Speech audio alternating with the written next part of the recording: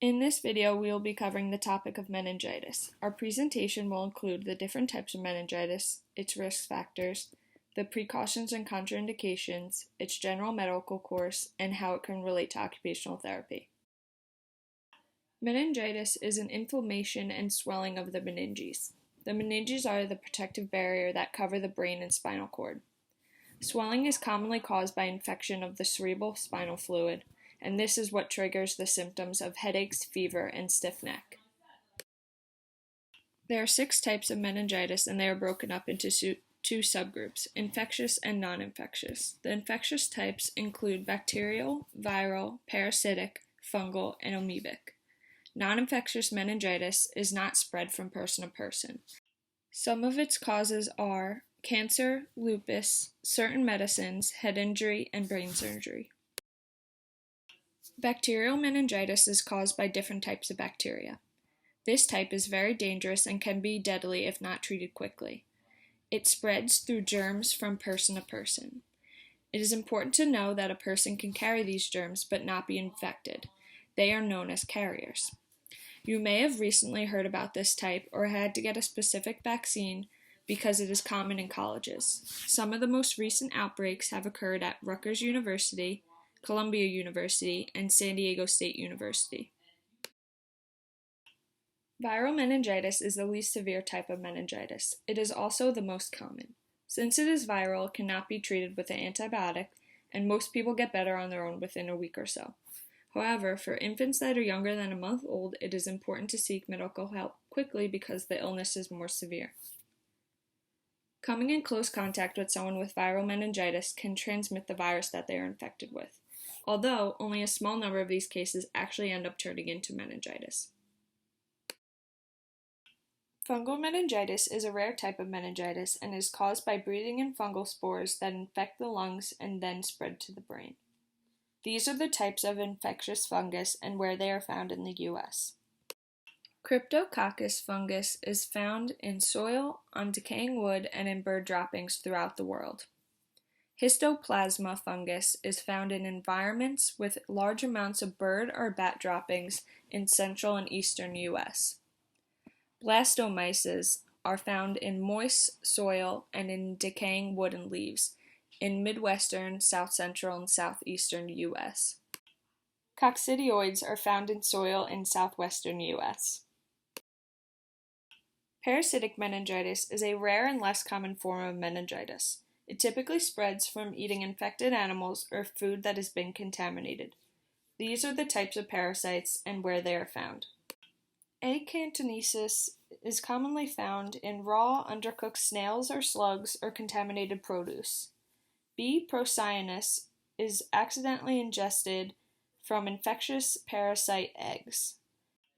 G. spinogermum is found in raw, undercooked freshwater fish, eels, frogs, or snakes. Amoebic meningitis is the most rare and fatal type of meningitis. Only 4 people out of the 145 cases have survived this type of meningitis. This infection is caused by an amoeba traveling up your nose to your brain. A free-living amoeba is a single-celled living organism that is too small to be seen without a microscope. This type of amoeba is typically found in bodies of warm fresh water like lakes and rivers, geothermal hot water like hot springs, discharge from industrial plants, untreated geothermal drinking water sources, swimming pools that are poorly maintained, and water heaters. There are many different risk factors that are associated with meningitis. Individuals with weakened immune systems are at a higher risk, which includes premature babies and children. Individuals with certain medical conditions such as AIDS, diabetes, and cancer, and individuals taking certain medications or therapies such as chemotherapy, steroids, and anti-TNF medications that suppress the immune system. Individuals living in a community-type setting such as college campuses, military bases, and boarding schools are at a higher risk because bacteria can be quickly spread within the group. Working with meningitis-causing pathogens can also increase risks such as microbiologists, medical doctors, and nurses. Living or traveling to certain areas where there are higher instances of outbreaks can increase risk. The meningitis belt, which is located in sub-Saharan Africa, has the highest rate of meningitis. Pregnancy increases the risk of listeriosis, which may cause meningitis. Listeriosis increases the risk of miscarriage, stillbirth, and premature delivery. Early signs and symptoms of meningitis can mimic the flu. Symptoms can become apparent after several hours or over a few days. Possible symptoms in anyone over the age of 2 include high fever, stiff neck, abnormal headaches associated with nausea or vomiting, confusion, seizures, sleepiness, light sensitivity, decreased appetite or thirst, or skin rash. Newborn and infant signs include a high fever, crying, excessive sleepiness, poor feeding, a bulge in the soft spot of a baby's head, and stiffness in the baby's body and neck. Individuals with meningitis may have an increased sensitivity to light. Therefore, it's important to be considerate of any light sensitivity and make the environment more comfortable for them. Seizures are another symptom associated. Therefore, avoid any known triggers and follow first aid procedure if the individual has a seizure, such as timing the seizure, placing the individual on their side, not holding them down or stopping movements, keeping other people out of the way, and removing any sharp objects from the area. An important contraindication is to reduce the chance of spread by avoiding close contact with others, keeping the surrounding environment sterile and clean, including washing your hands before and after any contact. The first step of the general medical course for meningitis is prevention if it is possible. Bacterial meningitis can be prevented by vaccination, for example, and through education on how to contain the infection by limiting close contact with others. Diagnosis is important when someone is experiencing signs or symptoms. Being able to recognize signs and symptoms and administer a spinal tap allows for diagnosis of meningitis. After diagnosis, meningitis can be treated with medication and rehabilitation therapies. Treatment course is dependent on the type of meningitis. Bacterial meningitis is treated with IV antibiotics. Viral meningitis and parasitic meningitis treatment is normally limited to easing the body's reactions and symptoms of the disease. For example, painkillers for headache or antiemetics to stop vomiting. Antiviral medications may help for viral meningitis, but usually the disease will run its course within 7 to 10 days. Fungal meningitis is treated with high doses of IV antifungal medication, followed by oral antifungal medication. Amoebic meningitis treatment is hard to pinpoint, as most cases are fatal, but the drug miltefosine has been used in clinical trials, and induced hypothermia was successful in one case.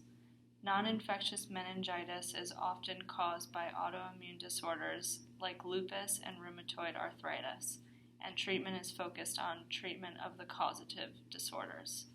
Non-steroidal anti-inflammatory drugs, or NSAIDs, and some antibiotics can also cause non-infectious meningitis, and stopping the use of these drugs is the first step of treatment.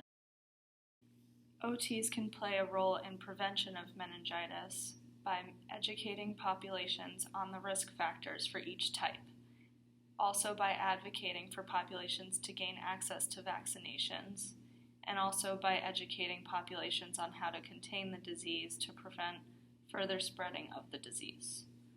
OTs can assist in the diagnosis process by recognizing signs and symptoms. Following medical treatment, people with meningitis may experience temporary or permanent physical and/or emotional effects that directly tie into the domain of OT practice. After effects may be caused by meningitis itself or by sepsis, which is a common symptom for bacterial meningitis. OTs can help improving sensory, motor, and mental functioning of clients. OTs will also guide clients in the activities of daily living through collaborative modifications and adaptive devices. OTs can also provide balance training for those experiencing coordination problems, which is a common after effect caused by meningitis. Lastly, OTs can provide training on prosthetic care and use for those who have amputations due to sepsis, functional gait retraining, and treating problems associated with ADLs are also part of the OT's role in treating meningitis. To wrap this all together and conclude our presentation, here's a short clip of a young boy who developed bacterial meningitis from a case of sinusitis.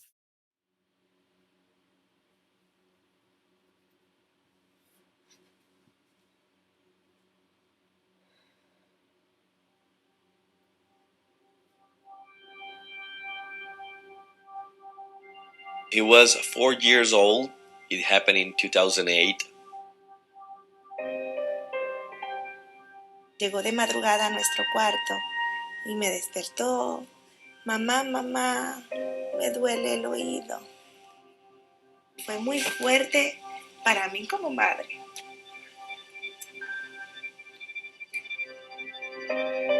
He was a healthy little boy until he got an upper respiratory infection, and then he developed some of the more serious complications of sinusitis, including meningitis, resulting in hydrocephalus or blocked fluid lakes in his brain. As a result of that, he developed paralysis in his extremities to the point that he was essentially bedbound, nonverbal, non-communicative, and there was some question as to whether he could see or hear. When I first saw him, he had a trach to help him breathe, and he had a G-tube to help him eat. He had the most beautiful smile I think that I had seen in a while.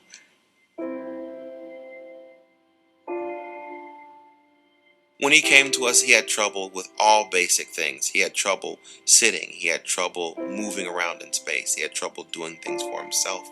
He had trouble communicating and he had trouble hearing. He was in there, but he had a real hard time letting the world know it. When he was at CHOA, at the CEDU unit, in 3 weeks, they got all out. Trach tube out, G tube out. He started eating by his mouth and breathing by his nose. He's had cochlear implants, so he's now hearing and understanding and interacting with his family. Just seeing the progress of, saying mama, and then starting to say papa, and bola, which is ball. And just seeing him take some steps, that has been something else that it's been incredible and wonderful to see. He likes to do a lot of things on his own. He wants to be the one to do it. Every day is a new adventure with him, and he's constantly improving and surprising us. It's amazing that when we see a family that's so strong like this, they can keep pushing ahead and help their child recover. He's been plugged back into his family. He's been plugged back into his community. He's been plugged back into life. He communicated with the teacher in sign language perfectly, and he's using verbal skills also. He eat by himself. He help you when you take him to the bath. He's in the right path. Tengo mucha fe en Dios y espero que Dios nos siga dando las fuerzas para poder seguir ayudándolo. Porque tal vez no va a volver a ser el mismo Reinel de antes, pero yo sé que sí, que él es un niño muy luchador y